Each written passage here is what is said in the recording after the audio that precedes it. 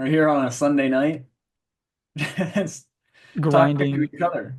grinding content for the masses. That's true. It's what we Uh, do here at From the Backcountry. when we could be doing anything else, Yeah. We're stewards of the game, right? you know. Uh okay, so welcome everybody to the pod. This is sort of a new leaf we're turning with the pod where basically we're gonna try to put out episodes every week. But every other week we're gonna have a guest on, and then every uh other week from that it's gonna be that was poorly explained. But we're basically alternating guests and other FKT related topics every week. You might say we are alternating between guests and FKT news every week. Yes, but the change is I've been putting out episodes bi-weekly for quite a while now. So this is a change, it's big stuff. Sure. But in another sense, what we're going to be talking about today is not new because it's something that we talked about like 9 months ago. Yeah, I think we alluded to it, but I don't think we really spelled it out. No, certainly. But for people who have been for avid listeners of the podcast, they'll be like, huh, what did those guys ever do about the Northeast FKT survey? Yeah, I know we've been working on the survey. Well, we haven't been working on the survey. We did this survey. So a while ago, Xander and I thought, what's the problem with FKT? And one of the problems that we came up with, which is a big one, is it's hard to differentiate between the routes, right? There's the 10 premier routes and then the PCT, and then everything else. It's just like incredibly hard to know what routes you're supposed to care about, right? Like a person from the West Coast might know that they're supposed to care about the long trail because of the premier routes, or a person from the East Coast might know that they're supposed to care about the Wonderland Trail because of the premier routes. Um, but like, does a person from the West Coast know how competitive the Hut Traverse is? Like, probably not, because it's just not. There's no way to differentiate between the Hut Traverse and like some random 7 mile thing in southern New Hampshire that Right. truly no one cares about. Right. Like you have to be like already in the know to understand like what makes routes distinct.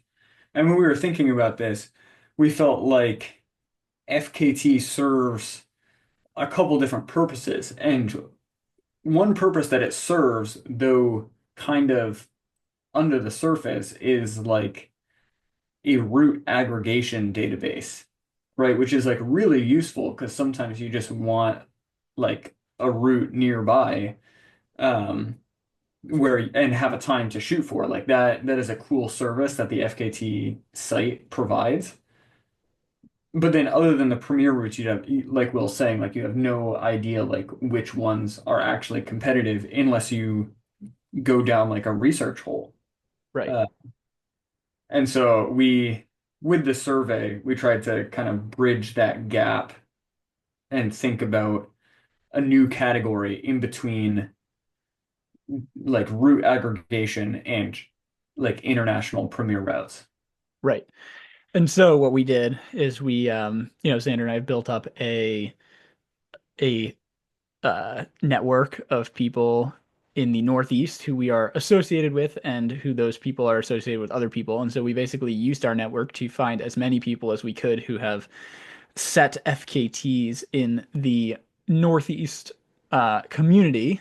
And we sent out surveys to over 70 people, I think, about what Right. their Yeah. what their favorite. We asked people to rank their top, I believe, 20 routes in the Northeast, which we defined the Northeast as basically New England plus New York. And 35 people ended up responding to it, and so we got a pretty good sample size. And we also asked people what how they wanted the results presented. And so basically we thought that we were gonna show 25 routes total. And so the question was, do you want everything unranked?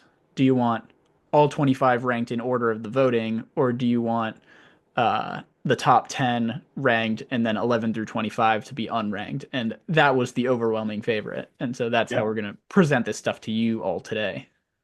absolutely. And we sort of gauge like what people were basing their rankings off of. Um, that's kind of a hard question because you're you're talking about like intangibles, I think, for a lot of these routes, right? Like if you were just trying to, get, most vert per mile or something, you could create a super contrived route to create that. But so it mostly came down to like history of competition and like route aesthetics. Yeah. Um, were there any other factors that jumped out to you? I thought that those two were the most that people cited. Yeah, we left it quite open to interpretation as to what we meant by the best routes. The only sort of guidance we gave people is that we weren't asking for the best efforts. So people weren't saying, I like Jack Kenzel's first Prezi. We were asking about specifically the routes, but in terms of like what best route means, we left it wide open. And then yes, we left a box for people to say what factors played in the most, and certainly the two most were history of competition and route aesthetics were the two big ones. Um, yeah, I guess one other, not necessarily qualification, but our network is definitely more concentrated in Vermont, or I guess New Hampshire, Vermont, and Maine, right? And so the state that does a bigger disservice to is New York. For sure. And so like a lot of New York routes ended up placing very high, but we have had like a nagging sensation that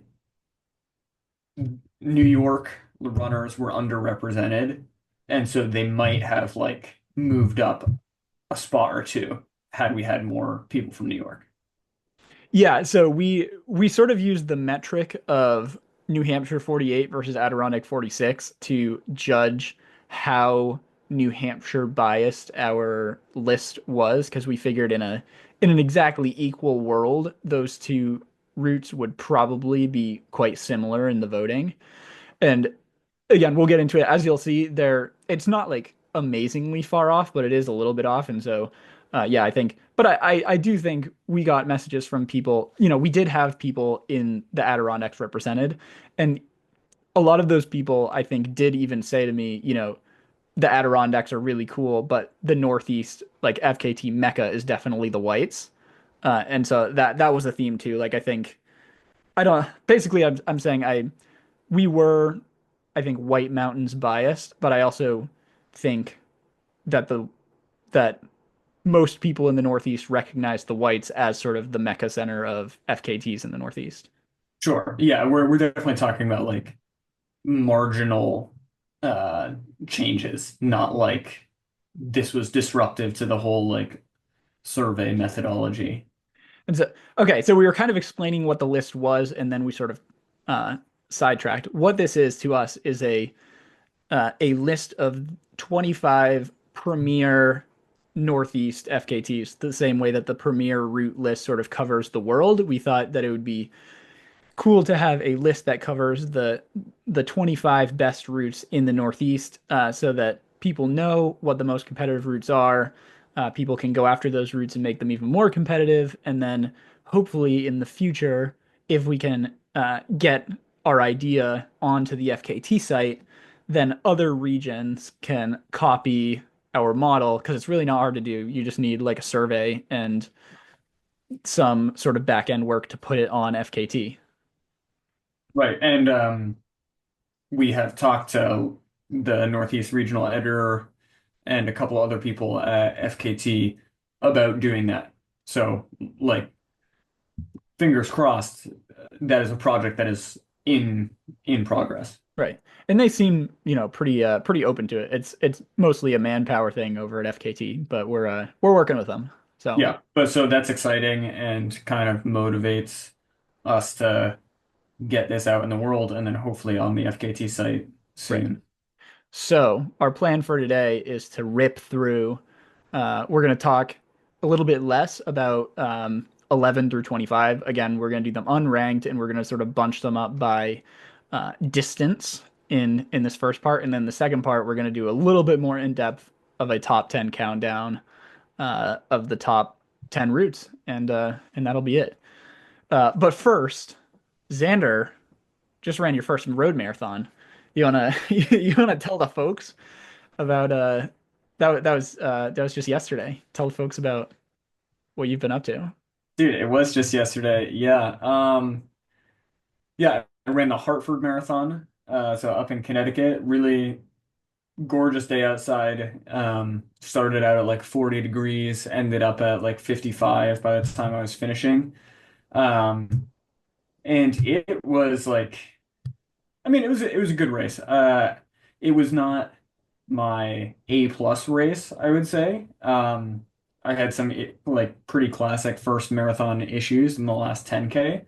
But I had done some like very, very good work for the first 20. And so I was very pleased to be comfortably under the New York and Boston qualifying times. And really, I was running this marathon to qualify for New York 2025, at least have that as an option, because I will continue to be in New York and I have a bunch of friends who are thinking about running it next year.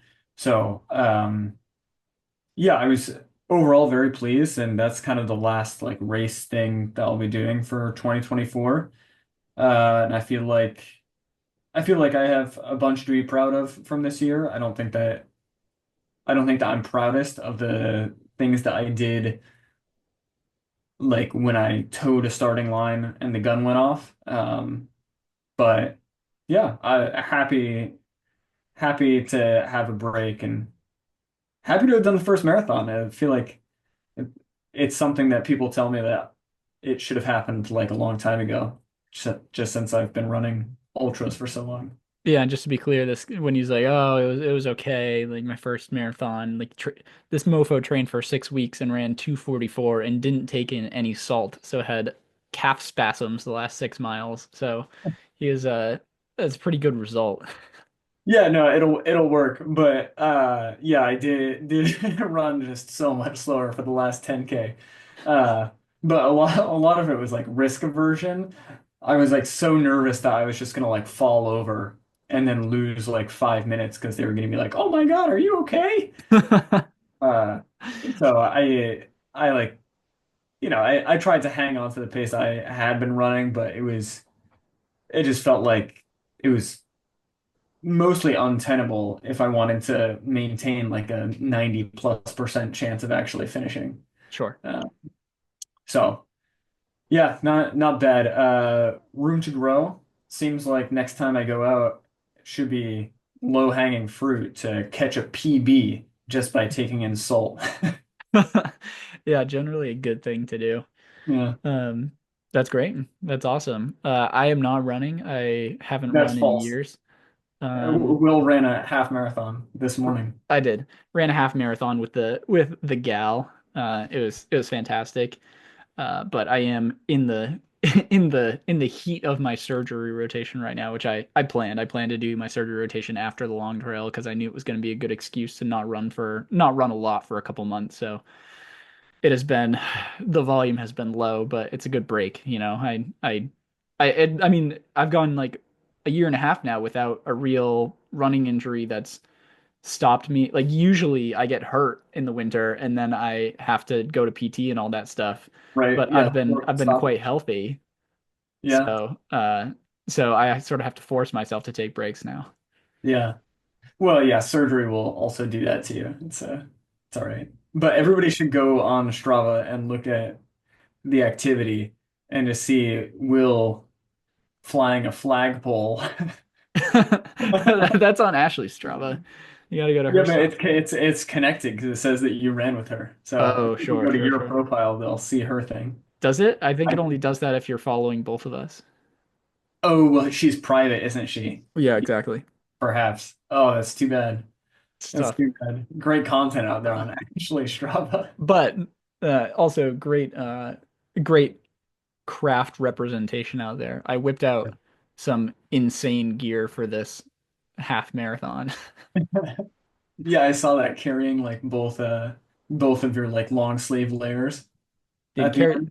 well, I was carrying Ashley's long sleeve layer. Oh, I thought you had two things tied around your Yeah, I was carrying mine and hers. yeah, But then whipped out the carbon plated the carbon plated crafts. It was great. The yeah. 120-gram infinite fructose blend. I know Uh, that was bold, yeah. this stuff is rocket fuel. Yeah. It's kind of sick though, right? Hmm. Well, because you can drink one serving in 2 hours and still be fine, you Oh, know? so you didn't take two servings of it? No, no, I just took one flask with Okay. one serving in it. But then they Yeah, had goose along the course, so I was just like I picked up like five and I was just pounding goose. It was awesome. I like the infinite high carb stuff. It took a little bit for my tummy to get used to it, but Right, right, right. Yeah. yeah, whatever. In any Pretty case, cool. um, without further ado, we should get to the list here Yeah, let's that get down to business. people have been waiting for years. Yeah. So again, this first little part is unranked 11 through 25, and we've grouped them into sub ultra, marathon, ultra, and multi-day. Yep. Do you want to start long or start short? Let's start short. Okay. So, um, I guess the first one we have just tossed in here is the Franconia Ridge Loop. You wanna discuss the Franconia Ridge Loop?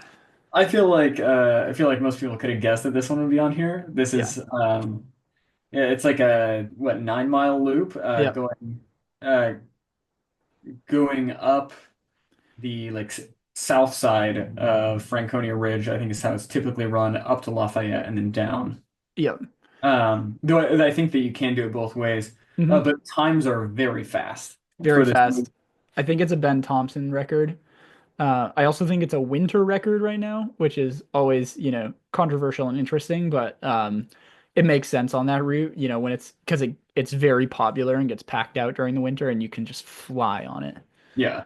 Um, I think that the route is cool because like a lot of people can be good at it, right? Like a very fast road runner doesn't have to be like doesn't have to get super dialed on like really, really technical terrain to be very good at it. But like Ben mhm. Thompson, like, really, really good mountain athlete for a Right. long time can like still rip it.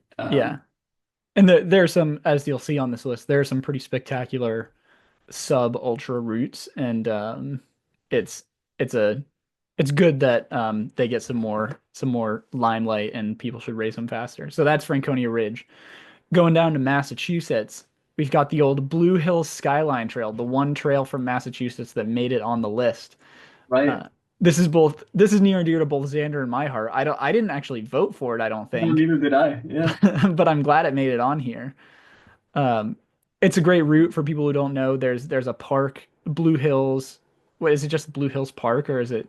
It's It's a Blue Hills like reservation. Yeah, it's about 20 25 minutes outside Boston to the south, and there are no huge climbs, but if you just like run over all the peaks, you get very similar vert to like the Pemi, and it's very rugged terrain. It's like very surprising for just right outside Boston. But Xander and I did a ton of training in Blue Hills when we were in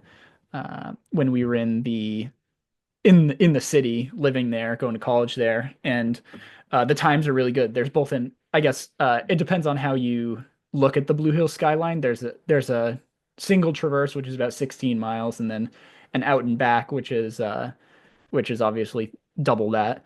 But the records are very, very fast, and it's very, very competitive. Yeah, no, it was cool to see that one come up.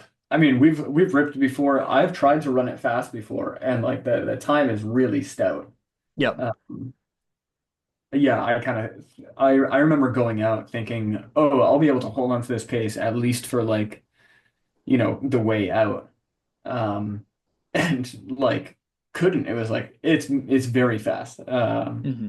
So kudos to the people who have set records there. And it's a cool trail. It really is. If you're in the Totally. Boston area, you should try it. But the next two are ones I think that we're both pretty excited about. These are the only like single mountain FKTs that made the list. Well, we actually have three single mountain FKTs, just one of them's Oh, not on. true, true. But Sorry. let's cover the other one first that we're possibly less excited about, which is the Vermont 4,000 footers.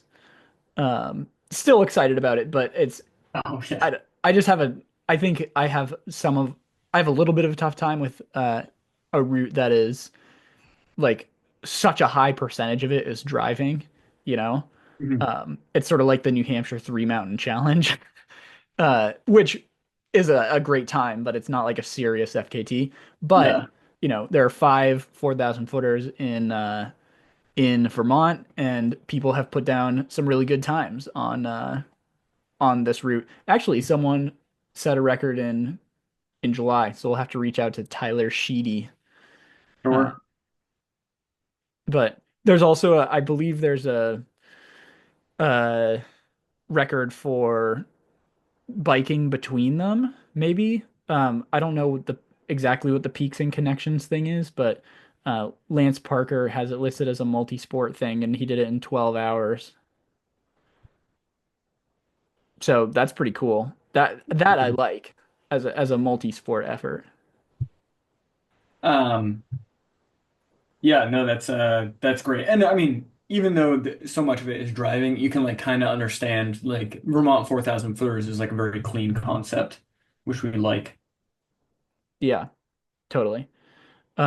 Yeah, okay, it is peaks and connections is just human powered between the trailheads. So uh, I actually to me that is a much more compelling route. And Lance Parker doing it in 12 hours, that's quite impressive to me. Because it's four separate hikes plus quite a bit of biking. So um, cool. Yeah, that's pretty wild. Next up, we've got again the three single mountain FKTs that made the list. Do you want to run through some of them, Xander? Well, yeah, so the first one is Mount Washington. So but Mount Washington, I think, for sure deserves to be on here. The issue with the Mount Washington FKT is that there are like five different routes or five different variations. One is ascent from Pinkham via Lion's Head. One is ascent from Pinkham via Tuckerman Ravine. And so like uh this one needs to be updated for the Run the Whites like throwdown that just happened. Right. Um, Wait, for people who don't know, Andrew Drummond put out a challenge through Run the Whites in the last month and a half, and it was the top 10 people. He wanted to inspire people to run fast times on the Tuckerman Ravine ascent, and so it was the top 10 fastest times get some pretty good gift cards to ski/run the Whites. And so Xander and I are planning on talking to the male and female that won that competition soon on the podcast. So look forward to that. yeah. But yes, well, one thing we didn't mention in the intro was that when we asked people to vote, we didn't ask them to give us their opinions on which route variations were the premier routes. And to us, we did that because we thought it was fairly obvious for most routes. Like, for example, I guess I can disparage myself on this one. For example, the Hut Traverse, like the premier route on the Hut Traverse is the standard Hut Traverse. It's not the winter Hut Traverse, right? And so that was our thought is that Xander and I could fairly easily make judgment calls on which one's the premier route. Like there might be a couple on some routes. So for the New Hampshire 48, you could make a good argument for both the supported and the Diartissima, and I think you could do both. But then there's like winter self-supported, like that's probably not the premier route. Um, there's a couple, like basically there are a couple where it's not so clear, and I think Mount Washington is one of them. But I think that's kind of cool because if we bring this route to the top and have more people race it, I think what the premier route is will sort of flush out in the competition. Yeah, I think that's true. Like right now, it's the ascent records. There's a few for Lion's Head ascent and Tuckerman Ravine ascent. Um, my thought is that with the Run the Whites like throwdown, maybe Tuckerman Ravine will like kind of emerge as the more competitive one. And I, Um, I think that uh, I believe that the Tuckerman Ravine one is now the overall record. Like Uh, before this, I think the record was Ryan Atkins on Lion's Head, but it's not anymore. And now they've gone sub 1 hour. Correct. Yeah, I think that that's true. Yeah, So right. that's sweet. We love to see the competition on Mount Washington. All right, we're taking too much time on these Yeah, you're gonna 11:25. rip. All right, the Rip. other one, excited, Mount Katahdin. But this one was another one where we weren't quite sure which route was supposed to be. Right. 'Cause- Basically every single way to get up Katahdin is listed on the FKT right. website. But A-ball is seems to be the one that people have sort of gelled around the most. Totally. Uh, Yes. yeah, I mean, we think that this one is pretty sweet. And it's like our home state mountain.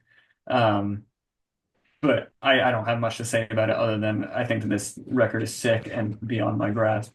Interestingly, there's no listed ascent record on FKT for Mount Katahdin. It's a round trip, which I think is fine. I don't think every single Mount FKT has to be an ascent record, but that is just an interesting. I would agree that I think the A-Ball Trail car to car is the premier route for Katahdin, and Jordan Fields and Wilson Moore have raced that very, very hard. But it's cool. Yeah, an hour and 36 minutes car to car on Mount Katahdin is incredibly fast. I know, and separated by 45 seconds. Yeah. Yeesh. Ish. I mean, yeah, that's wild. And then next up, sort of rounding out the sub ultra, we've got Mount Moosilauke, which I was quite pleased with that it made it. I think it really demonstrates how much people care about this route because Mount Moosilauke is the one route that people voted for that is not even an FKT on the FKT website. And so I think one of our goals going forward is to hopefully, when I get some free time, being at Dartmouth, I probably have the resources to build out what the record has been on this route because so many pretty much the record has mostly been in the Dartmouth family for the Mount Moosilauke ascent record. And so for people who know the whites, it's basically just the ascent record via Gorge Brook Trail from the Moosilauke Ravine Lodge to the summit. The Dartmouth Nordic ski team and probably other athletic teams as well race it every year as time trials, and like Olympians have raced it. Like really strong FKT people like Jordan Fields have held the record. Right now, I believe Dan Kurtz holds the record at like 34 minutes ascent time. It's pretty ridiculous. So it is just like an incredibly, incredibly stout record, and I'm glad it somehow made it on the list, even though it's not an FKT route. Yeah, no, I know that's awesome. All right, let's move into the marathon-esque uh section.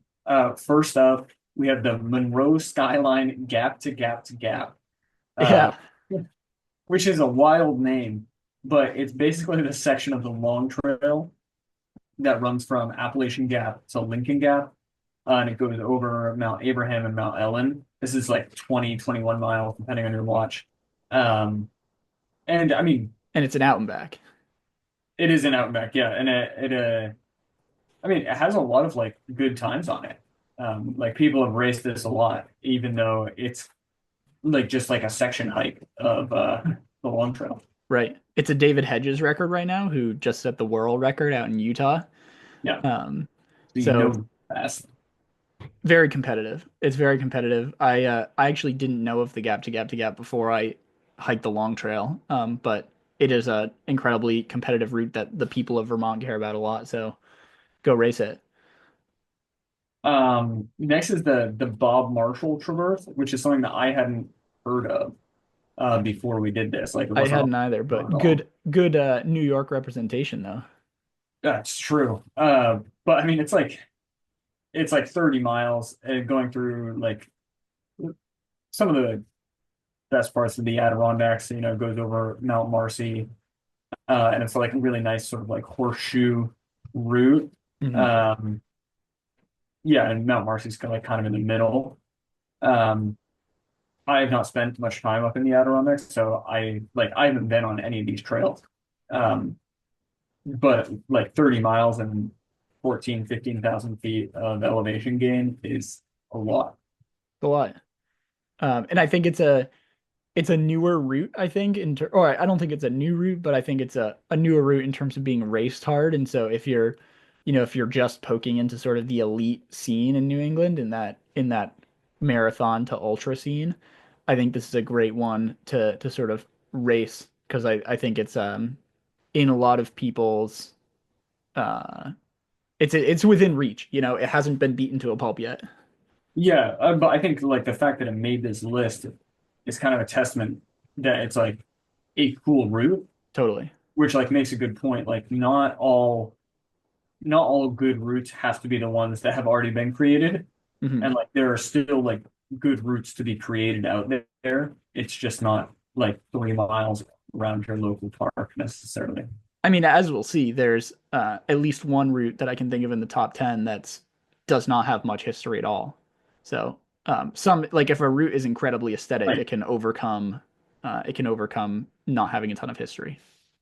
Well, I guess that's the next one too. The Acadia round, uh, which is uh, approximately a 50K, and it is a loop going over like all of the major peaks in Acadia National Park, starting and ending in Bar Harbor. It's like very reminiscent of the like quote unquote rounds in Europe. Hmm. Uh, like the Bob Graham round is even mentioned in its description. Um, Right. this was developed by like runners in the Bar Harbor Acadia area just like in 2022. And it's incredibly cool. It's cool that the nat Maine has the one national park in sort of Maine, New Hampshire, Vermont, and it only makes sense to me that that national park would have a route that is raced hard. And so it's cool that like there are a couple routes in Acadia that people race. There's the Acadia Traverse as well. That's sort of like a shorter option, but I think the Acadia Round really encompasses all of the cool parts of Acadia National Park. And yeah, super happy that that one also made the list. Yeah, I think that the Acadia Traverse has been sort of a thing that like FKTers have done when they find themselves in Acadia. I Hmm. think that the Acadia round is going to be the reason that FKT people come to Acadia Sure. for the next few years. That's Yep. my prediction. It's a heavier lift. You don't just like do it on a whim. Yeah. But I mean, I think it's a really cool route. Acadia is one of my favorite places to run. Yep. Next one possibly shows a little bit of the New Hampshire bias of this list. And full disclosure, this route was number 11. I'll just make that public information. Yeah, next up we've got the Devil's Path in New York, which is technically in the unranked 11 to 25 list, but it was number 11. Um, Obviously, Devil's Path is an incredibly competitive route. One of the most competitive out there. It's a Jack Kensel record. Joshua Reed, Stephen Lang have all raced it. Ben Nephew. It just has such a rich history. The times are so fast. um, Yeah, and they are really fast. Obviously, like this is one of those ones that has a few different variations, but again, to be clear, if you're wondering, this one's pretty obvious. The Devil's Path out and back is not the premier route. Yeah, And Charlotte that's Winkler and Michelle Merlis like also ran very fast, very close together. Like they're separated by 4 minutes and did this less than 2 weeks 2 weeks apart. apart. Yeah. And like those times are fast. Uh, yeah, I went up to Devil's Path earlier this year, and it is really tough, really, Yep. really tough. Worth the trip though. Worth a trip for sure. And yeah, some more New York representation in Catskills. It's great. Yeah, we love that. So that sort of wraps up the marathon-ish group. So Yeah. dipping into So the you go ahead. oh, shoot. Yeah, the ultra scene. We only had two things that we thought were sort of traditional ultra distances that we understand that like Bob Marshall and Acadia are like kind of 50Ks. Um, The first one, though, that we're going to talk about is the Grafton Notch Loop. I mean, we just talked to Deanna about this a couple months ago. Yeah, yeah, go back Um, and listen to our Deanna Doan episode. I mean, talk about an aesthetic, like an aesthetically pleasing route, An you know? aesthetically pleasing route that might not have like a ton of history, Yeah. but I mean, a lot of people have done it. This is one of the few routes actually where there's like more women's times listed than men's time. sure. Yeah, well, a ton of not a ton of history in the sense that like the route didn't exist 20 years ago. True. Yeah, yeah. I know, but now for the relative time scope of these things, it is getting older, becoming a little That wily is veteran. true. That is true. Uh, But this route it covers Old Spec, the Bulb Pates, and then um, well, more high level, it circumnavigates Grafton Notch, which is a state park in western Maine. yeah, I suppose that those mountains don't mean a lot if people are listening from Vermont. Uh, but it's a really cool loop. It's where Will and I probably did one of our like first hikes together with friends up Old Spec. Yep. Um, yeah, it's just a really cool area nestled in this like corner of Maine. And I mean, it's just spectacular. Like it's Old Spec is still technically part of the Whites. It is just this very quiet, very wild feeling corner of the Whites that no one goes to. But the mountains are still tall, still rugged. The views are incredible, and it's got that Maine rooty, rugged feeling to it. Yeah, I think what is really cool about it is like how much exposed like mountaintop there is. Yeah, Like you get to see a long ways for a lot of that run. totally. And that one's 39 miles with around 13,000 feet of vert. Yeesh. Sheesh. Yeah. Um, okay, and last in the ultra category, I guess we only have two in the ultra category, like Xander said, is a classic, one that's near and dear to my heart and many people in the Upper Valley region of New Hampshire and Vermont. It is the Dartmouth 50, which is for people who are not aware, the Dartmouth 50 is the 50 miles of Appalachian Trail from Hanover, New Hampshire, northbound and ending, well, you go to the summit of Mount Moosilauke, and then the route ends down at the Moosilauke Ravine Lodge. It is a classic Dartmouth running route. The Dartmouth undergrads uh, enter a lottery to hike the 50 every year, and it's like a school sanctioned hiking of the 50, which I think is incredibly cool. But it's also a route with incredibly stout running records. It has a really long history. Like again, the Dartmouth Nordic ski team and other athletic teams at Dartmouth have raced this route going back to the 60s or 50s. The route has changed a little bit over the years. Again, Jordan Fields and I talked about this in an episode that was dedicated to the Dartmouth 50 with him and Lucy Skinner, his girlfriend. Go back and find that episode if you want more Dartmouth 50 history information, because Jordan is such a wealth of knowledge about the history of this route. But speaking of which, I have to call Jordan out a little bit because uh, Jordan refuses to put his FKT uh, on the FKT website, which I understand, but he also voted for the route. So I'm like, man, like you either want this to be on FKT or you don't. Anyway, um, so the listed FKT of the Dartmouth 50 right now is an incredibly good time by Andy McGibbon, 11 hours and 24 minutes. Jordan ran it right. So Jordan now lives in Idaho. He ran it right before he left. He ran it in like 9 hours and 58 minutes. And so if you're shooting for the Dartmouth 50, in my opinion, that's the time you got to shoot for. Um, but that's what it is right now. And then Lucy Skinner has the female time, which is really cool that Jordan and Lucy, power couple holding the Dartmouth 50 records. Lucy ran it in 12 hours and 27 minutes, which is also insanely fast. Like I've gone out and modeled her paces on some of them, and I'm like, man, this is not me. She's she's very, very, very, very good.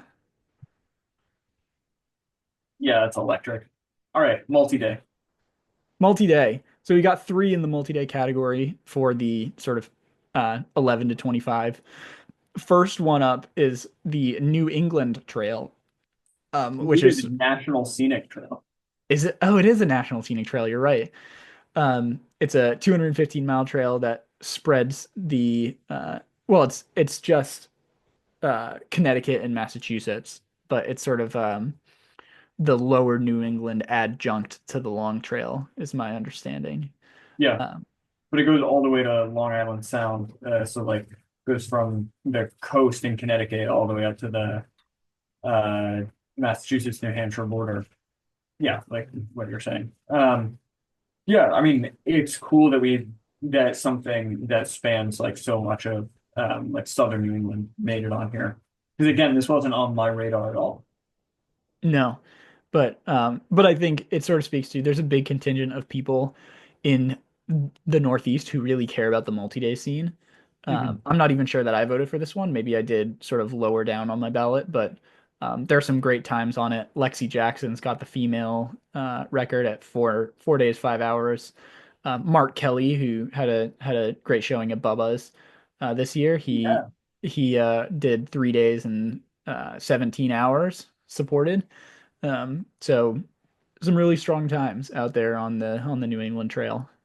you think that Mark Kelly did Bubba's like he decided to do Bubba's after doing the New England, like setting such a good time on the New England Trail, or did he do the New England Trail as training for Bubba's? It's a great question. Maybe we might have to ask him Yeah, because he well, oh did yeah, set the record this year. So we'll this have is to another send thing him that a smoke signal to ask. that's right. We another thing that we should have put out there at the beginning is that we want to pump up these routes. So if you set a record on one of these routes this year, any of the top 25, we're going to reach out to some people, but also if you're listening, reach out to us. We'd love to talk to you. We want to hear about your effort on these routes this year.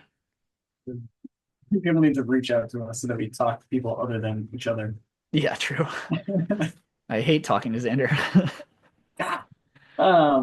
The next multi-day thing that made it on was is the Northville Lake Placid Trail. hmm So this is over by well, it's in an interesting area. It's like between Lake George and Syracuse, I guess, in the West Canada Lake Wilderness, which I feel like is it's sort of like south of Adirondack Park, and then it ends in Lake Placid, like which is kind of right in the middle of Adirondack Park. Yep. So it's kind of an interesting area because I don't even know what like the West Canada Lake Wilderness is like classified as. I guess it's probably like state land as opposed to well, actually everything in New York is state land. It's just an interesting area. Like the first 100 miles is like outside of Adirondack Park, and then the Right. last bit is in Adirondack Park.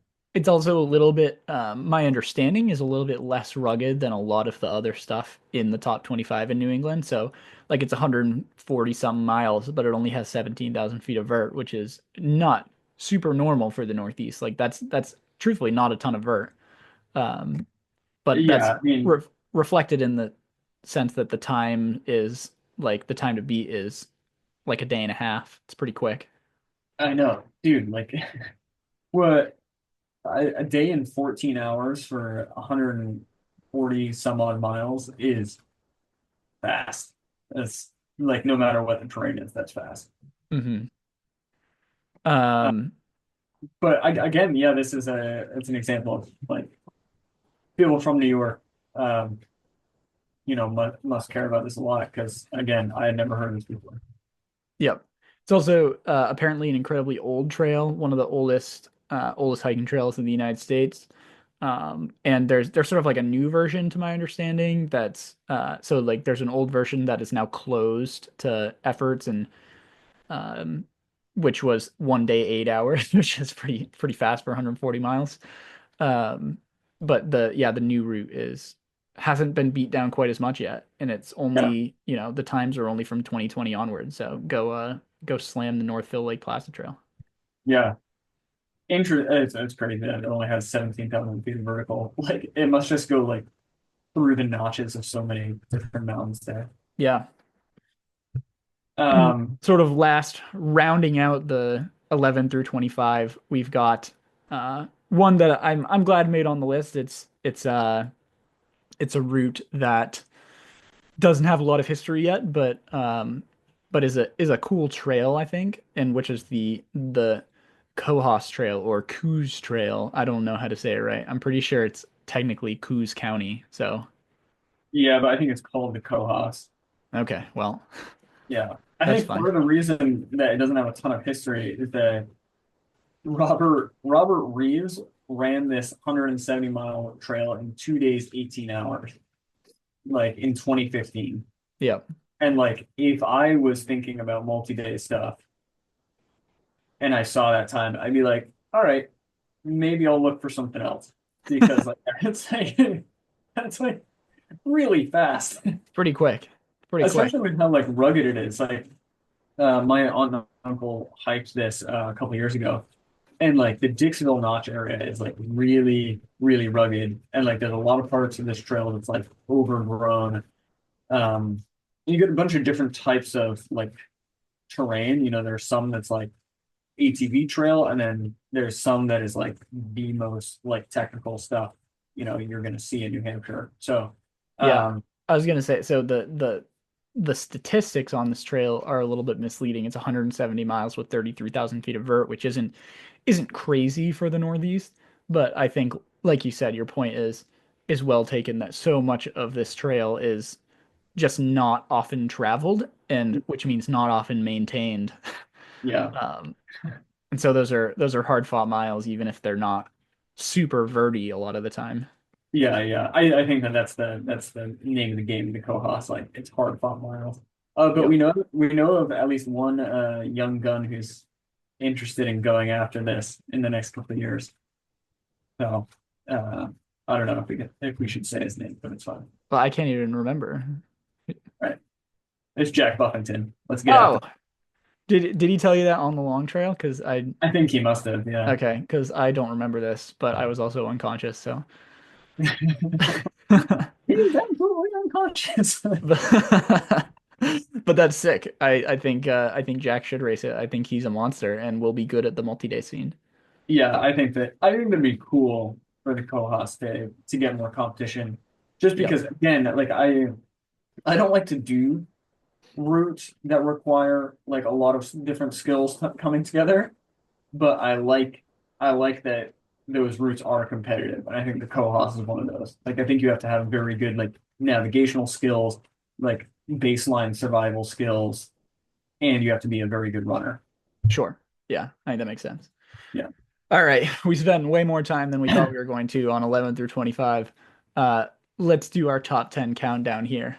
sure. So at number 10 for the Northeast Regional Premier Routes, we have the Adirondack 46 High Peaks. You wanna you wanna give your take on that, man? Sure.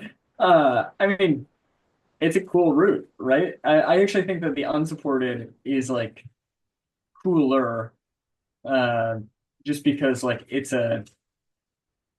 the route hasn't been like gamed out yet. Like with the 48, I think that most elements of fast times in the past like 10 years, most elements of the route have been consistent. Sure. And we have it on somewhat good authority, or no, good authority uh, from somebody in network who thinks that the route for the 46 has not been like dialed in quite as much. The through Uh, hike version specifically. right, right. Um, and I think that that is cool. Like, there's still a lot of like logistics games to be played here. Yep. The I think one well, so obviously the standard route, the records are really, really strong. So Alyssa Gadecki holds the women's time at 3 days, 16 hours. That's incredible. So, well, it's 160-ish miles with almost 70,000 feet of vert, just to pretense. The Adirondacks have even more, in my understanding, I haven't spent a lot of time over there, but even more rugged terrain and vert per mile than the whites in some senses. So it's quite impressive. 3 days, 16 hours. Ryan Atkins holds the overall at 3 days, 5 hours, 52 minutes. Um, it's one of the so one thing I found really interesting with the top 10 FKTs is like almost none of the records almost none of the records on the top 10 have are older than 5 years old, which is really cool. Like people break these records all the time, essentially, and like there are no records that are just like so beaten down that they're impossible to beat anymore. But Ryan's record is one of the oldest at 5 years, so no one has been able to really touch it. And then on the through hike side, um, Matt Michela has the time for the overall time for the through hike, which is unsupported at 4 days, 21 hours, 51 minutes. I think that's I think his route was around a little bit over 200 miles. And then our friend Katie Rhodes, along with Bethany Adams, holds the female time on the female time is also a team record right now at just over 7 days. Um, so good for Katie. Yeah, I mean, so isn't this like, well, this is like more of a meta point, but this is really the standard route versus through hike is just like supported and unsupported New Hampshire 48, right? Correct. Like, yeah, we should dial in the terms there a little bit more. Um, Yeah, but I don't know. Like we were saying, like this and New Hampshire 48 are like very comparable in very terms of yeah. stats. And but most of what I hear about the Adirondacks is that it's just like so cool and like less, or I guess more remote feeling than the Whites. Mhm. Yeah. It's definitely my understanding is that the Adirondacks are more concentrated, so they're a bit shorter in terms of the mileage for these records. But yeah, it is similar to the 48 in the sense that basically all of the supported times, or the vast majority of the supported times, are the standard sort of driving between trailheads thing. And Mhm. then the through for both the 48 and the 46, no one really races the through hike version in a supported fashion. Yeah, Like it's more of a sort of carry all your stuff kind of ethos. Like you could race the Adirondacks in a supportive fashion as a through hike, but no one does it. That's not the style. And I think right. style is, as I've gone forward in the FKT space, I've come to sort of appreciate that style, the history of style on a route is very important. Yeah. Um, and so that's kind of how people do it on the 46. And it's a great route, and people should do it more because those times are getting a little old, and we can't let them stand for too long. Yeah, I mean, but I feel like we should also talk about how stout like Alyssa's time is and like how stout like Cave Dog's time was and Jan Welford like 3 days, 18 hours in 2002, right? Like being the FKT and like I mean 13 hours or 12 and a half hours is a lot of time.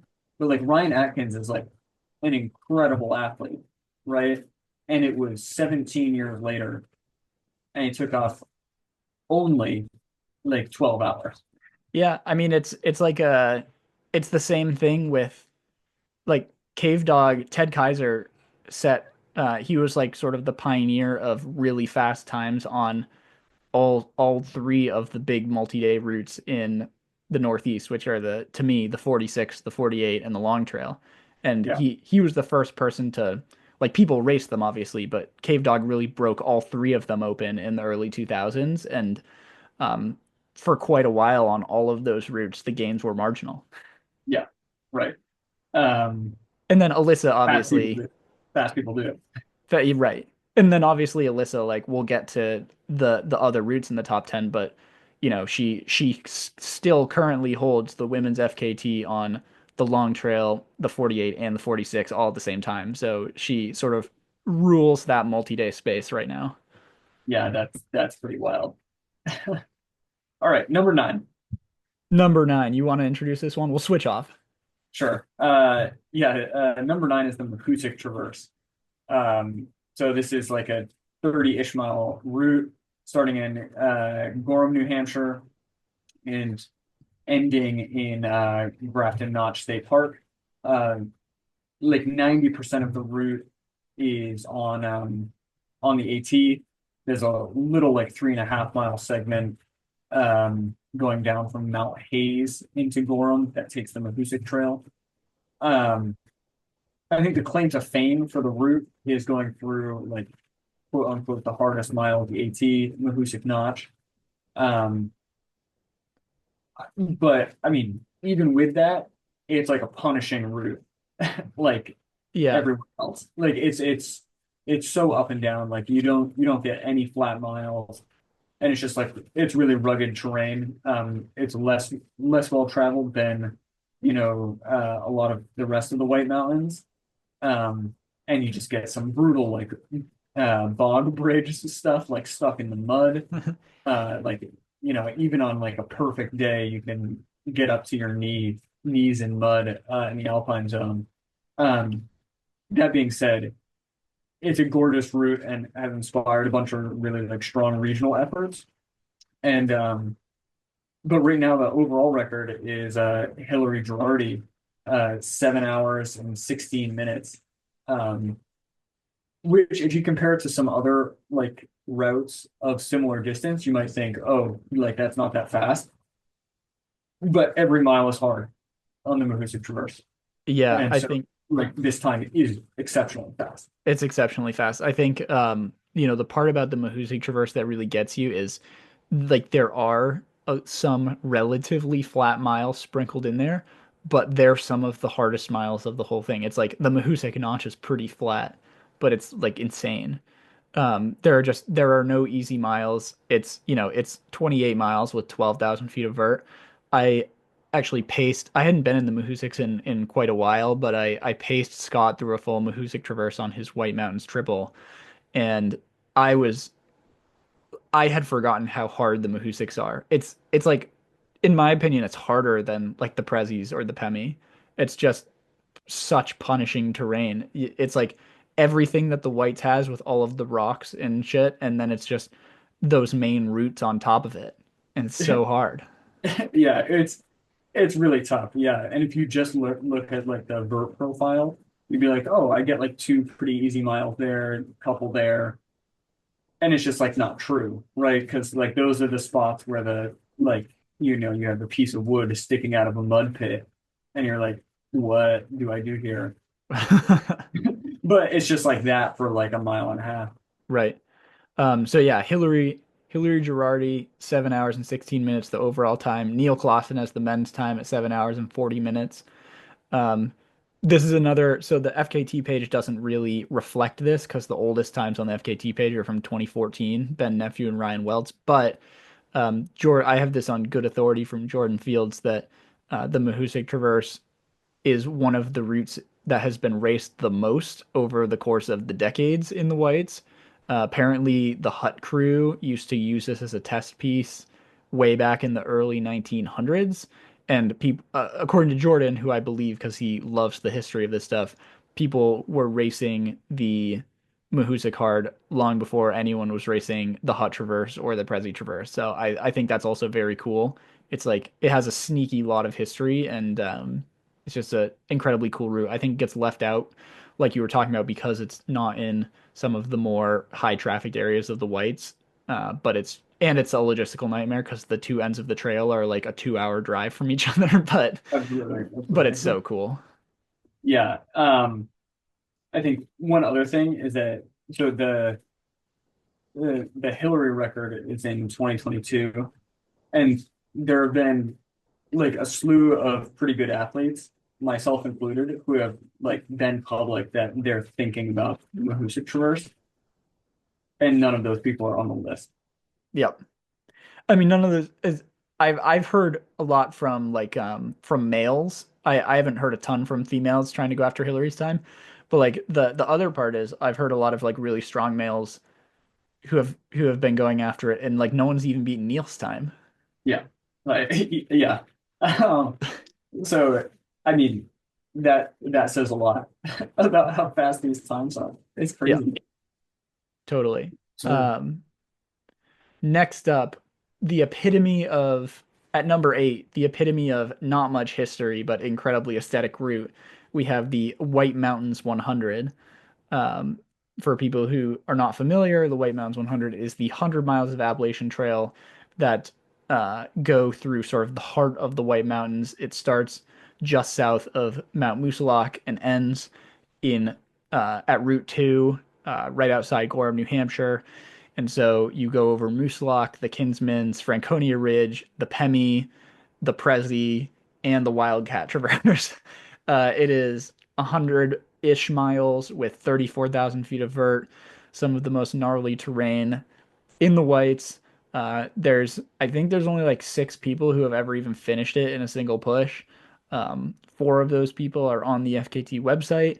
Uh, I think Jack may have done the route a little bit of a disservice because he set the bar. Jack was only the second person to ever complete it in a single push, and he set such a high bar that it's just going to be hard for this route to ever have like a really long list of FKTs. Um, but it's a really really cool route. It's I think many people would consider it the sort of like the most grand 100 miles of the Appalachian Trail, in terms of like big views, big mountains, and stuff like that. Yeah. Um, it's just a really cool route. And Jack has the record right now at 26 hours and 9 minutes, which is unbelievably fast. And then Christina doesn't have the women's record anymore. Lexi Jackson has the women's record in a team effort with Mike Conley. And they did it in 39 hours and 58 minutes. Yeah, but kudos to Christina for being the first person to do this. Oh, And like, sorry, 38 hours and 58 minutes. Want to get the time right. Yeah, Christina was the pioneer. She was the first one to do it in a single push. yeah, I mean, and that's like so incredible, especially when you consider like that's like first known time, right? On this route that I like clearly because it's number 8, like on for Northeast routes has like captured the imagination of so many people. Hmm. And it's like that is very cool to be the first and to like put down a time that, 4 years later hasn't been touched at least in a solo like effort. Um yeah, I mean being awake for 39 hours is a long time. Yep. Yeah, definitely. I think oh, I had one more thing to say about it and now I'm forgetting it, but such is life. I mean, it's a really great route, and I think even if we don't see a ton of names get on the list, like there are very good athletes again who are going after this year after year. Like Jay Casito has put down a couple of like really strong attempts the past couple of years. And I think more and more people will try to do that. Oh, I think that was where I was going to go. 2 things. So one, I think part of the reason why this route has captured so many people's imagination is because the list of really strong athletes who have DNF'd trying this route is longer than the list of people who have finished it. And I think that is very captivating to people because it's just such a hard route that even really strong athletes are DNFing all over the place trying it. The other thing is that still no one has finished this route unsupported, and that carrot is still out there. I will say, if someone wants to be the first, you might want to consider doing it before June, or else I might take it from you. Um, but but we'll see. Dude, but I mean the probability is say that you'll DNF. The probabilities say that I'll flame out. It'll be great. Yeah. Um, Um, yeah, it's wild. All right. Number 7. Um, what is this? This is the highest New York route. mhm. Um, this is the Great Range Traverse. So this is like an approximately 20-mile route, starting and ending in Keene Valley. And again, it's going over what they call a murderer's row of peaks. You go over the Rooster Comb, Hedgehog, Lower Wolf Jaw, Upper Wolf Jaw, Armstrong, Gothic, Saddleback, Haystack, and Marcy, which God. all of those are 4,000 footers, and Marcy's a 5,000 footer. Like that's a lot of really tall mountains to fit in 20 miles. I mean, I guess it's kind of comparable to the Prezi. But again, we have this on good authority from people who have run the route that this is like just exceptionally rugged. Hmm. Just like the vert stats are impressive, right? And the route aesthetics, like it makes sense as a route, but like it is just so hard to put one foot in front of the other Hmm. on this route in a safe manner. And despite that, like the list of people who have gotten like just small marginal gains is really long. And Yeah. like this is another one of those routes where you have like some of the best athletes from the Northeast in the past, 15 years going after this record. I just anybody who's into this stuff, I really suggest looking at this list and seeing how many big names you see. Like you have Jan Welford, Ben Nephew, Ryan Atkins, Lee Berube, Jack Kenzel. I mean, and you see Lindsey Webster. Lindsey Webster, Christina Fulsick, Ryan Welts too. He's on board all over the place. Yeah. Um, and these people have like gone back and back again to go after these records. Um, so like for the top athletes in the region, this route has meant a lot. Yeah. I think it's worth sort of shouting out here. Ryan Atkins' time on the Adirondack 46 is obviously very, very good. But I think that the Great Range Traverse is sort of Ryan Atkins' uh, crowning achievement in the FKT space because he has set 6 FKTs on this route, and every time someone breaks it, he comes back and takes it back. And I think that's incredible that he's been able to find a new gear on this route every time he's needed to. He still holds the record now at 4 hours and 42 minutes, which is unbelievable. But I think, yeah, I think that's really, really cool.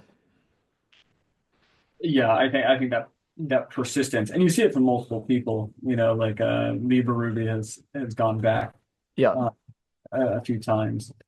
Yeah, that's just very cool. And I think that this is the one where I feel like if we had more New York people, this and Devil's Path, I think you feel like they might be a few spots higher. a bit higher. Yeah. Um, and then Lindsey Webster, obviously, with the female FKT at 6 hours and 9 minutes, like very fast. Um, Again, another one where there's a bunch of different route variations, but uh, I I should probably say like I'm not taking anything away from route variations. Like I have nothing against route variations. I think they're fine. I'm just I just think if we're going to have sort of higher profile routes in the FKT scene, we need to differentiate them from the rest. And when you're looking at Devil's Path, like you can just look at the board and clearly the standard route is the route that people care most about. All Next right. up, Yeah, though, like the routes that are coming up, we've talked about a lot on this podcast. yeah, I so I guess perhaps this is validation for that. But yeah, for sure. Um, so next up, we actually had a uh, I'll go into the scoring for like 15 seconds. Like we basically the way we scored this was you vote for your top 20 and then each um there's like points assigned to each position. So if you whichever route that you put as your top gets 20 points, whatever you vote for as your second gets 19 points all the way down to, whatever your 20th thing is gets 1 point. So the the scores are like all over the place. You'd have like a route would have like 462 points, so the fact that we got a tie at fifth place is kind of crazy, but we have a two-way tie for fifth slash sixth place, and it's kind of hilarious because it's two routes that mean a ton to me and Xander. So the two-way tie is the 100-mile wilderness and the New Hampshire 48. So I can talk 48 first since it's sort of one of my babies. New Hampshire 48, obviously, I think this is where we see maybe the part of the bias towards New Hampshire as, New Hampshire 48 is fifth or sixth, and Adirondack 46 is 10th. Um, but the New Hampshire 48 is an incredibly historic route. It's got incredible times on it, incredible records. It's another one that Ted Kaiser really broke open in 2002 when he ran it in 3 days and 17 hours, which is just incredibly fast. The women's times have been incredibly fast too, like Sue Johnston pioneering a 4.5 day record all the way back in 2010. And then sort of marginal gains were made off of those records for a long time. Andrew Thompson held the record in 2014 from at 3 days, 14 hours, and that held until Xander and I went after it in 2022. Xander broke his body, but I was able to take a little bit of time off of the overall record. And then Alyssa Godesky came along like 3 weeks later and beat my time by like 3.5 hours, and took the overall record. And then, which completed her trifecta of dominating the female multi-day FKTs in the Northeast. And then her record held for a year. And then Bill Tidd, our loving mentor and wise elder statesman, came along last summer in 2023 and took another 3.5 hours off of Alyssa's time. And so the New Hampshire 48 record is sitting at about 3 days, 5 hours right now. Bill Tidd holds it. This is one where we sort of felt like there were two premier routes. Similarly with the Adirondack 46, there's the standard version that's race supported, self-powered version that's raced unsupported. Yours truly holds the unsupported FKT. It's held since 2020 at about 5.5 days, and I've made the call on so many podcasts for people to go out and race it, and people have just it's just a brutal route, and it breaks your body down. So, um, Interestingly, this was the only submission that we got where people said New Hampshire 4,000 footers, but only the unsupported. yeah, Uh, there's some people in the White Mountains community that are not the biggest fan of driving records, which is interesting. But again, we didn't ask you for your opinion on that. We get to well, decide. but if it happened like just once or twice, I wouldn't bring it up. But There there weren't were a that many. handful, Yeah, there were or a maybe handful, like three. eh, 4 or 5. We'll see about that. I'll go grind the all 22. I don't think there were that many. All right, whatever. Um, It's still the only route that people even said that though. yeah, Um, incredibly rugged stuff. So the supported's 170 miles with like 70,000 vert, and the through hike version unsupported is about 240 miles with 80,000 vert. Um, it's an incredible route. It's near and dear to my heart. We've talked about it a lot on this pod, so we don't need to talk about it too much more. But that's tied at number five. And with the other one, which is at five, which is the Hundo Mile Wilderness up in yeah, Maine. let's ride. Yeah, I mean, what do you want me to say? I What do think you it's want me to say? what do you want me to say? I mean, maybe you Um, could tell people what it is. the 100-mile wilderness is really a 96.5 mile route that starts just out of Monson, Maine, which is like pretty much the middle of nowhere. Um, but it followed the AT from there up to Abel Bridge, which is on the Golden Road. Uh, Just outside Baxter State Park. yeah, like it is the line of Baxter State Park. And so it is the longest stretch of the Appalachian Trail with no services, right? So like once you're in the 100-mile wilderness, you can't like resupply anywhere if you're like doing a normal through hike. But so that's what like makes this like a segment, right? Interestingly, when I through hiked in 2019, there was this guy in the northern section of the trail somewhere where you could go off the trail and go to this dock, and like there would just be a radio sitting on this dock, and you could radio this guy, and he would come out in a boat from his camp and pick you up, and then he had a little like camp store and like a little hostel in there. But I believe that is shut down now. So there's truly no services in the 100-mile wilderness now. Yeah, that's sick. But yeah, like in Monson, you have Shaw's Hiker Hostel, and then you have like campgrounds and a little general store up on Abel Bridge. Um, but between those 2 points, you have nothing but like trail and lean-tos. And it goes over some pretty rugged terrain. The chairbacks are pretty punishing, and that's in like the southern 30 miles. And then Whitecap is around the 40-mile mark if you're going northbound. Um, and it's like always just so windy. You have like great views if you take the time to do it. But I sort of never have stopped there for more than 10 seconds. Hmm. But those are like the big peaks, and then the northern, I guess like 55-ish miles are much more flat and really, really windy. Um, I mean, I've said my take on this route like a number of times on this podcast. Uh, I think that it is just a really fun route of a 100 miler. And I think it's really tough to finish, honestly, because like even if you do it in a supported fashion, you don't see people for a long time. Um, and like you have this sense that like that it would be like easy to bail or easy to like walk it in. And I think a lot Hmm. of like really good runs have fallen by the wayside because people have like gotten to the middle of the night and they know that they're in the middle of nowhere, and it just takes over their mind, and it's like I have to walk right now. Like that's the only way that I'm going to get through this. Yep. Um, like it's I mean, I guess my run was the closest to being sort of like a consistent paced effort throughout, but even that, like there was a pretty strong fade at the end. Um, like the nighttime, like gets people on this route, I think more than other routes. Hmm. Disproportionate effect of darkness. Yep. Another couple of points for the 100 Mile Wilderness. It's one of the places on the AT where they refuse to make any bridges or anything, so there's a lot of fording, especially when the water levels are high. Um, it is just like pristine wilderness that I haven't experienced in many other places. The whites are very grand, but they're not very wild, in my opinion, in most places.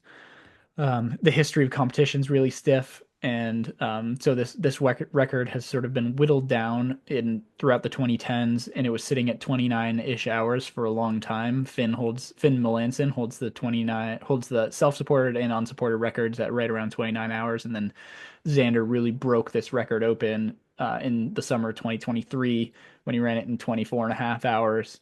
And that's like the fastest time by far. And he ran it in very poor conditions, which I thought was just like a notable thing. So um, A that's heinous mistake, like call.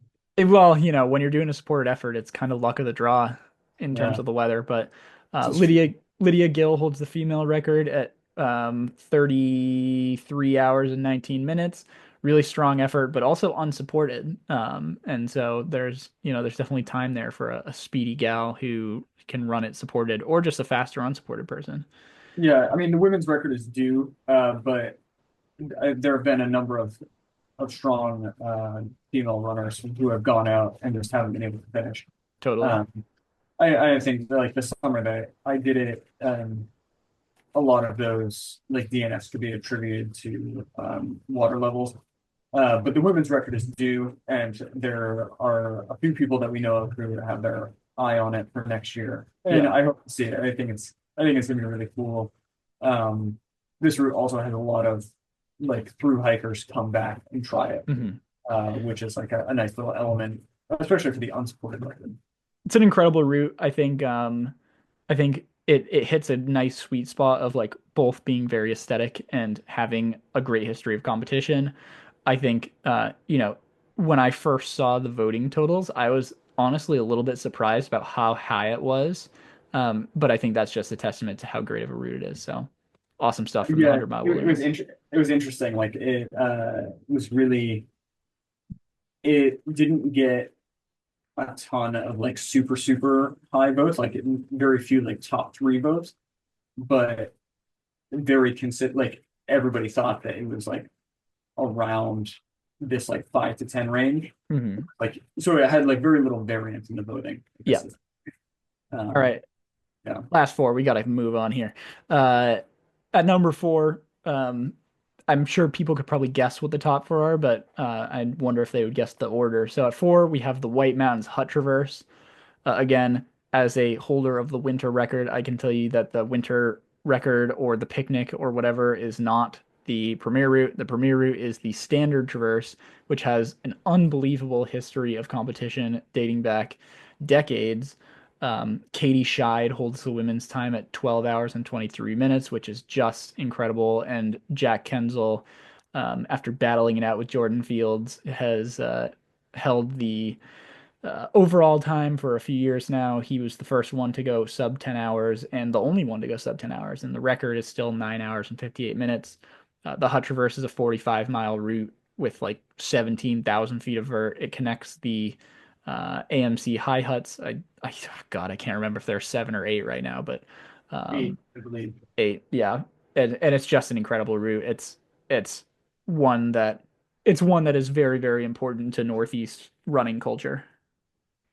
Yeah, it captures the imagination of a lot of really good runners. Um, and I mean, these times are really, really fast.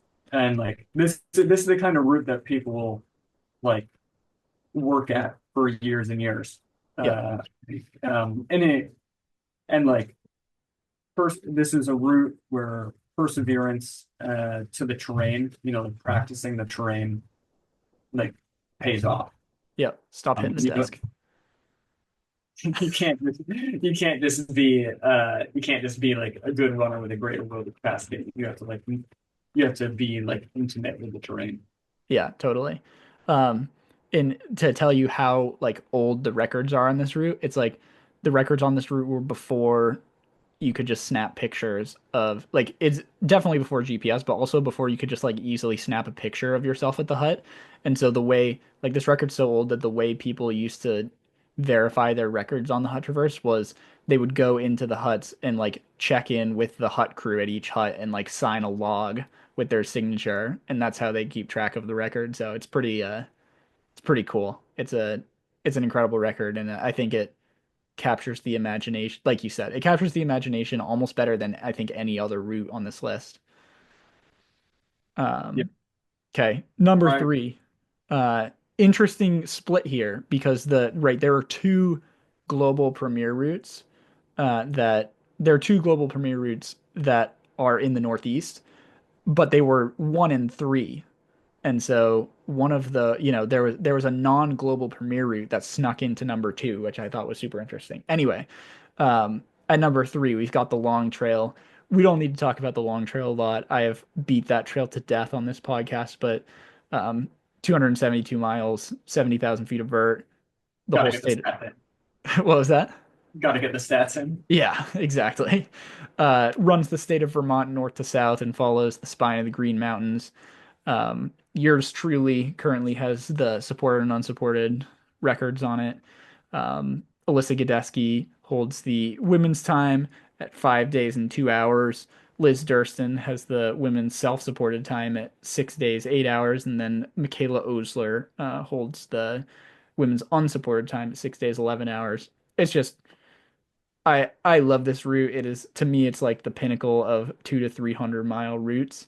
Um, it's the history of competition goes back decades and decades, even like significantly longer than the list of names on the FKT board, all the way back to the 60s. And it's the oldest long distance hiking trail in the US.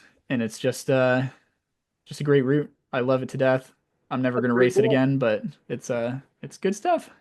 Yeah, notably Will Sisyphus Peterson on the top of both the male supported and male supported. Yeah. Pretty electric. Pretty electric. I wonder if I'll hold either of those times in a year. We'll see. We can open a betting market in, Yeah. in the comments. Yeah, but John Kelly, Ben Feinton, like Ted Kaiser again. Ted Kaiser ran the long trail in 4.5 days in 2004. Like, what the hell? Uh, Yeah, and yeah, then like some legends from the multi-day space, like sort of more modern legends like Jeff Garmire, Josh Perry, Joe McConaughey. They've all raced it. It's just and like obviously Liz Durston, multi-day legend, Jen Farr Davis, multi-day legend. Yeah, just really, really cool people. Nika Myers, a multi-day legend, Colorado Trail record holder. Yeah, just great history competition. Love it. But talked about it too much. Okay. Number two, yeah. Sneaky number two is the penny loop. the Uh, Pemi Gawasset Loop. Yeah, and this is another one where there's like seven variations. The premier route is the single penny. Single Pemi, no triple double winter super duper Pemi. No, no, not the penny, but a loop in the penny. Dude, how did the Twins Bond Traverse get its own thing? Who submitted that? I don't know. Um, This is ridiculous. but the single penny, either direction, no. The record doesn't say either way. The Um, Twins Bond Traverse isn't even it could be its own thing. It's not a Pemi loop. I'm sorry, I'm just mad about this. I agree. I If agree. you're listening to the podcast and you submitted that, just stop.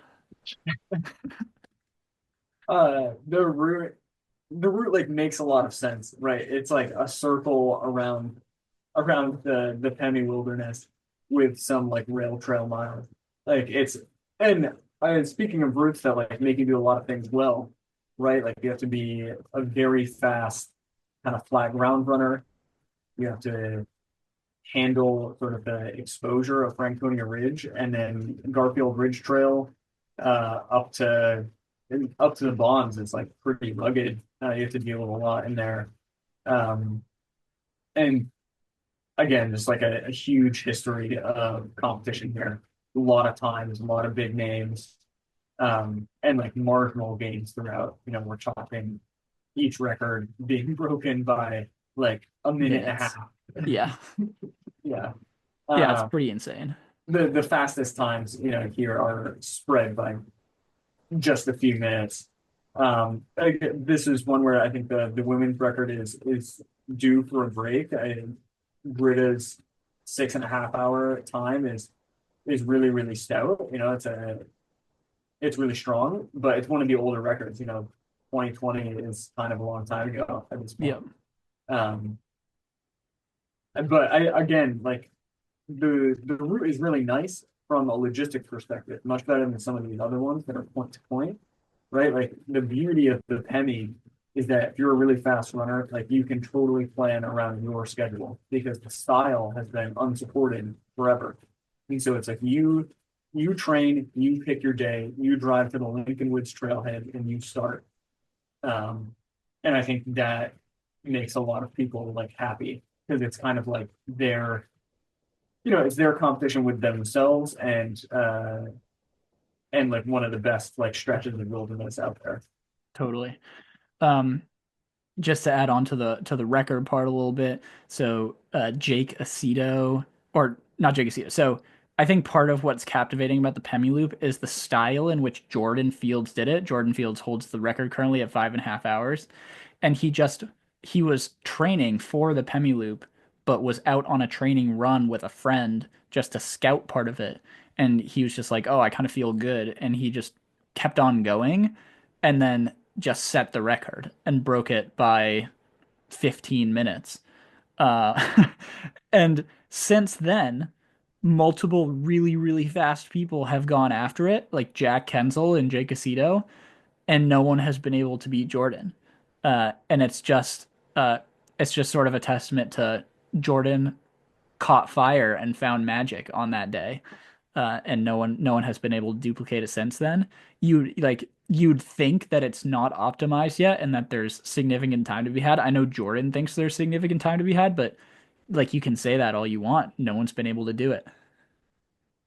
Yeah, I don't know whether we'll see like a sub five penny anytime soon. Yeah, Jordan seems to think it's possible, but to go from 5.5 hours to sub five on a 30-mile loop is taking a lot of time off. Yeah, it's a really tough ask. And yeah, Britta's 6 hours 31 minutes time. It is really fast, and I say that it's due just because it's been 4 years at this point. But Well, like Jordan's also been 4 years.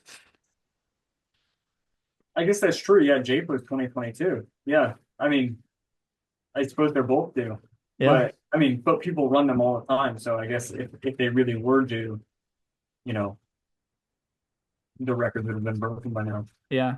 We'll see. It's really fast. Yep. Anything else for the Pemi, or can we unveil number one that I already spoiled because I said it was a premier route?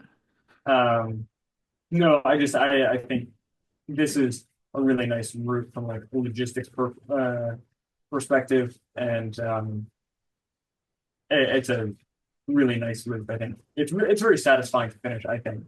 Yeah, for sure. Okay. So the number one Northeast Premier Regional FKT is the Presidential Traverse. Big surprise. Okay. Yeah.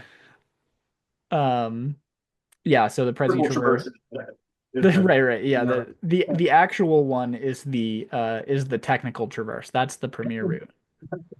No, the Prezi's another one where I'm just like, man, can we stop with the route variations? There's one, two, three, four, five, six, seven, eight route variations of the Prezi. Like, Yeah. God. Okay.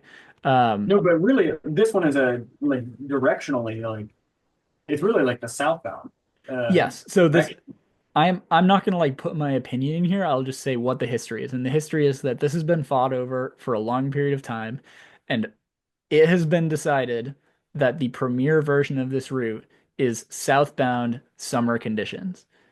Like the your people are still like very welcome to race it whatever direction they want. They can race it in the winter. They can go up and down the head walls, whatever. Uh, the the premier version of this route, one goes over Mount Clay, and two, uh, is southbound during the summer. And so it's an incredible route. It's been raced for decades and decades. Obviously, it goes over a bunch of different presidential peaks: Madison, Adams, Jefferson, Clay, Washington, Monroe, Eisenhower, and Pierce. Notably, not Mount Jackson because it was not named after Andrew Jackson. It's 18 miles, 9,000 vert, just really, really technical terrain. Jack Kenzel holds the overall time at 3 hours and 31 minutes. He's beaten his own time once, and then Lindsay Webster making another return to the list. She holds the women's time at 4.5 hours. So just and if you look at the women's time, there's just so many names on there like Jess Marion, Christina Folsick, Lydia Gill, Britta Clark, Lindsay Webster. There's just like tons of great names on there. Does. Absolute studs. Yeah, I mean, Uh, and on the men's side, if you compare the names here to the Great Range, I'm pretty sure that the only differences or only names that appear here and not on the Great Range are Malcolm, Groves, and Jordan Fields. Ben Thompson doesn't have a great range, does he? Oh, maybe that's true. But Uh, in any case, it's a lot of the same Still a huge characters. overlap. Yeah. Well, and I don't think Jordan has a great range either. Well, I did name him. So Oh, okay, I just wasn't listening to you. But yeah, Jack Kenzel, Jordan Fields, Lee Berube, the uh, Ruby, Ryan Atkins, just whole whole cast of the best in the Northeast. Um, again, like this board only goes back to 2010, but this route would be so long, like the board would be so long if we could get all the history on here. And part of our goal is to get more of the historical times on here. But it's just yeah, it's a great route. It's raced really hard. It's the route that the Northeast community cares most about. yeah, that's a nice little bow to Yeah. wrap this up with. All right. So I have to get up at five. Oh, I have to get up at 4:20 tomorrow morning, and it's 8:20 right now. So I'm gonna leave. But this has been a great convo. To everyone listening, we've been working on this for a long time. We, Xander and my goal is that we see a potentially bright future for building up FKT and appealing to a broader audience and making more routes for people to care about. And this is sort of our initial contribution to that. And so I hope you guys enjoyed this episode. I hope it inspires some people to go after routes, whether they're the top 10, whether they're 11 to 25. Go out there and set some times, and you will earn yourself an episode of From the Backcountry.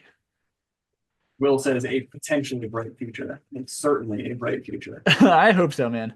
But also, if you're out there listening from like Colorado or Utah and you've got a big network of people out there, or like the Pacific Northwest or wherever, like build it out. We can make this something. It's uh Yeah. I Ask think us for our spreadsheet. yeah, we'll give it to you.